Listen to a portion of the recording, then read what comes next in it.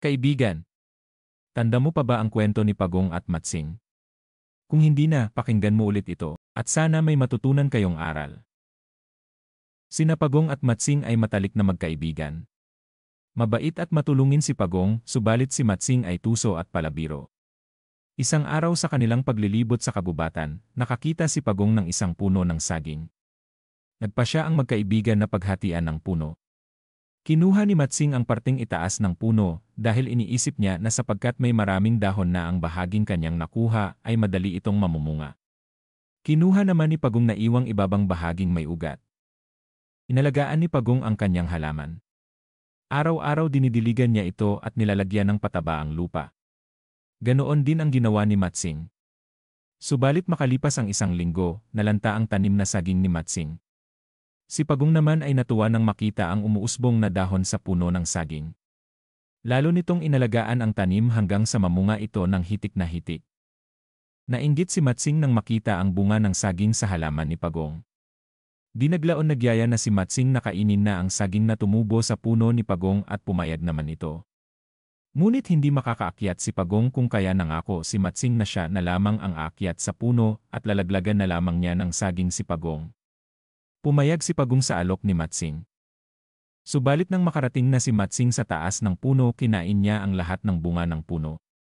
Wala itong itinira para kay Pagong, nanatili sa taas ng puno si Matsing at nakatulog ito sa sobrang kabusugan. Galit na galit si Pagong kay Matsing sa ginawa nito sa kanya. Kung kaya habang natutulog ito sa sobrang kabusugan, naglagay ng mga tinik sa ilalim ng puno si Pagong. Nang magising si Matsing ay nakita niya ang tinik kaya't humingi ito ng tulong kay Pagong. Ngunit tumangging tumulong si Pagong at iniwan na lamang doon si Matsing. Makalipas ang sandali nagsimulang bumuhos ang malakas na ulan.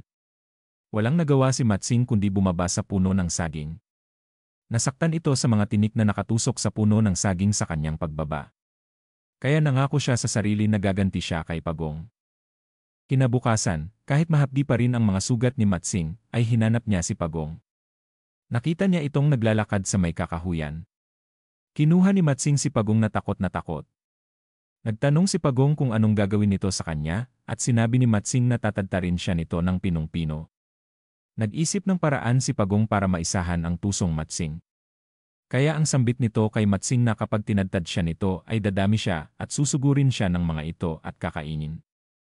Nag-isip ng malalim si Matsing at naisip nito na sunugin na lamang si Pagong, ngunit nakatwiran na naman si Pagong na hindi naman tinatablan ng apoy ang kanyang makapal at matibay na bahay. Kaya muling nag-isip si Matsing hanggang sa maisipan niyang pumunta sa dalampasigan at doon na lamang itapon si Pagong. Lihim na natuwa si Pagong. Nagpanggap itong takot sa dalampasigan.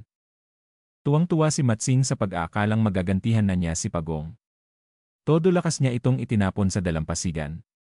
Nagulat ito nang makitang marunong lumangoy si Pagong. Ang bilis-bilis ng pagkilos ni Pagong sa tubig. Kung mabagal ito sa lupa, ay parang ang gaan ng katawan nito sa tubig. At naghalakhak si Pagong na sabihin kay Matsing na naisahan din kita Matsing dahil gustong-gusto ko na lumangoy sa dalampasigan. Malungkot na umuwi si Matsing. Naisip niya na napakasakit pala na maisahan ng isang kaibigan. Naramdaman niya kung paano masaktan kapag naloloko ng isang kaibigan. Mula noon nagbago na si Matsing. At hindi na sila muling nagkita ni Pagong. Huwag gamitin ang dunong o talino upang makalamang sa kapwa. Ang iyong mga masamang gawi ay babalik din sa iyo, kaya't huwag gagawa ng mga bagay na ikakapahamak ng iba. Kahit gaano tayo kagaling ay darating ang panahong kakailanganin natin ang tulong ng iba. Tandaan, tuso man ang Matsing ay napaglalamangan din.